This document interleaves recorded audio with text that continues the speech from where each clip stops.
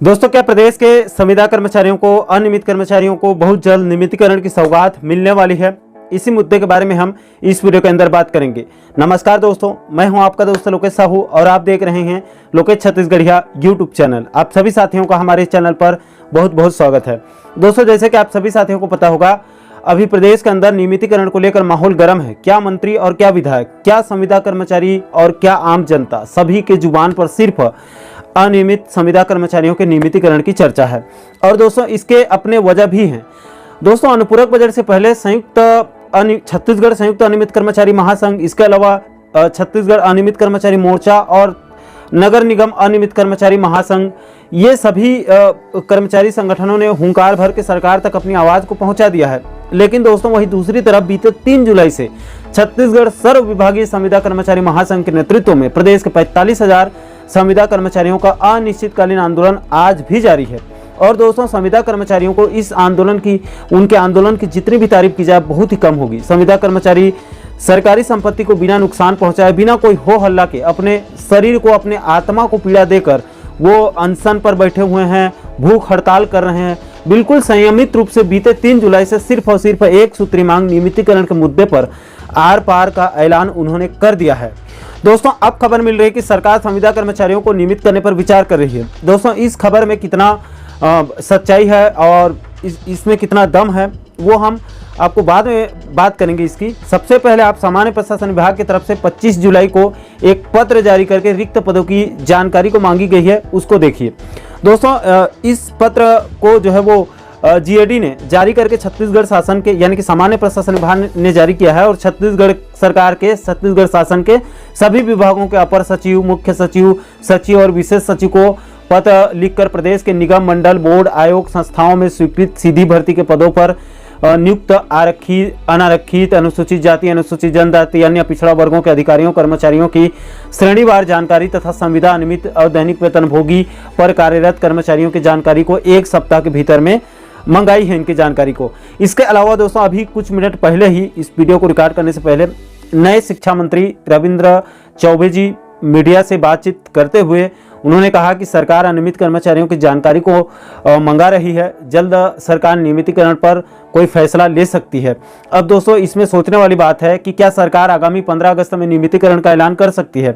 तो देखिए दोस्तों, सरकार एक तरफ तो साफ साफ कह रही कि जो संविदा कर्मचारियों को छोड़कर बाकी के अनियमित कर्मचारी, खास करके जो ठेका या प्लेसमेंट के माध्यम से काम कर रहे हैं, जिनको आधा जो है वो राज्य सरकार से वेतन मिलता है और आधा केंद्र सरकार से वेतन मिलता है, उनका अभी फिलहाल नियमितीकरण नहीं हो सकता। उनके लिए भूपेश सरकार साफ बोल रही कि केंद्र सरकार भी अपनी सहमति दे नियमितीकरण के लिए, तब उनका जो है वो नियमितीकरण संभव है, जिनको केंद्र और राज्य दोनों से पेमेंट मिलता है उनके लिए।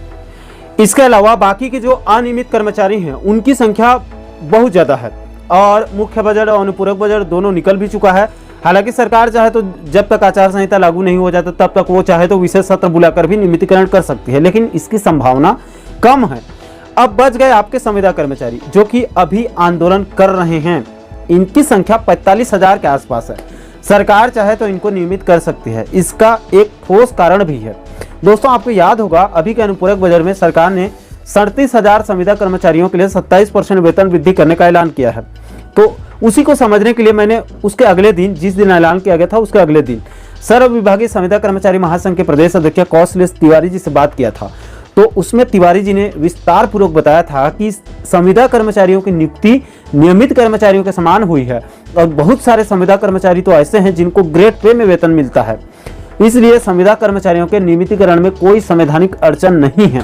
हालांकि दोस्तों, अभी की स्थिति को देखते हुए संविदा कर्मचारियों का भी नियमितीकरण मुश्किल लग रहा है और इसके 2 ठोस कारण भी हैं। पहला तो, अगर संविदा कर्मचारियों को नियमित करने की सरकार की मंशा होती तो अनुपूरक बजट में जो है वो ऐलान करके अभी तक अनुमोदन भी कर दिया गया होता। और दूसरा, अभी की स्थिति में सामने में चुनाव है और सरकार 45,000 संविदा कर्मचारियों को नियमित करके बाकी के लाखों अनियमित कर्मचारियों को नाराज करना नहीं चाहेगी। हालांकि दोस्तों, यहां पर मैं आपकी जानकारी के लिए यह भी बता दूं कि आज दैनिक भास्कर में भी एक खबर प्रकाशित की गई है। इसमें उसी 7 दिन में जो जानकारी मांगी गई है जीएडी की तरफ से, जिसका जिक्र मैंने वीडियो के शुरुआत में किया था, उसका उल्लेख किया गया है। हालांकि इसमें अंशकालीन, दैनिक वेतनभोगी, बाकी कर्मचारियों को अलग ही इसमें परिभाषित कर दिया गया है। तो कुल मिलाकर दोस्तों संविदा, दैनिक वेतनभोगी और अनियमित कर्मचारियों की जानकारी बीच बीच में कई बार मांगी जा चुकी है। डिप्टी सीएम बाबा टीएस सिंहदेव जी की तरफ से कई बार बयान भी आ चुका है। इसके अलावा रविंद्र चौबे जी की तरफ से भी बयान आ चुका है। आज जो है वो एक बार फिर बयान आया है। कई सारे मंत्रियों की तरफ से कई बार बयान आ चुके हैं और आते भी रहते हैं। लेकिन दोस्तों सच्चाई यही है कि सरकार अनियमित कर्मचारियों के नियमितीकरण करने को लेकर कोई गंभीर नहीं दिख रही है। हालांकि सरकार चाहे तो संविदा कर्मचारियों को नियमित कर सकती है, लेकिन इसके लिए सरकार के पास इच्छा शक्ति का होना बहुत जरूरी है, जो कि इस सरकार में इसकी भारी कमी दिख रही है। बाकी दोस्तों इस पूरे मुद्दे पर आपकी क्या राय है? क्या आपके हिसाब से सरकार आगामी 15 अगस्त में नियमितीकरण पर कोई निर्णय लेगी, या फिर इस सरकार में और इच्छा शक्ति नियमितीकरण को लेकर नहीं बची है? इस पूरे मुद्दे पर आप लोगों की क्या राय है? आप नीचे कमेंट सेक्शन में अपनी प्रतिक्रिया जरूर साझा कीजिएगा। और दोस्तों आप आगे भी नियमित कर्मचारियों के साथ साथ प्रदेश के अनियमित कर्मचारियों से जुड़ी इसी प्रकार के महत्वपूर्ण मुद्दों पर, महत्वपूर्ण टॉपिक पर वीडियो देखना चाहते हैं तो हमारे चैनल को आप सब्सक्राइब जरूर कर लीजिएगा, ताकि आने वाले सभी नए वीडियो का नोटिफिकेशन आप लोगों तक तुरंत पहुंच सके। दोस्तों अभी के लिए फिलहाल इस वीडियो में इतना ही। मुझे दीजिए इजाजत। मैं मिलता हूं आपसे एक और महत्वपूर्ण मुद्दे के साथ, महत्वपूर्ण टॉपिक के साथ। तब तक के लिए जय हिंद, जय छत्तीसगढ़।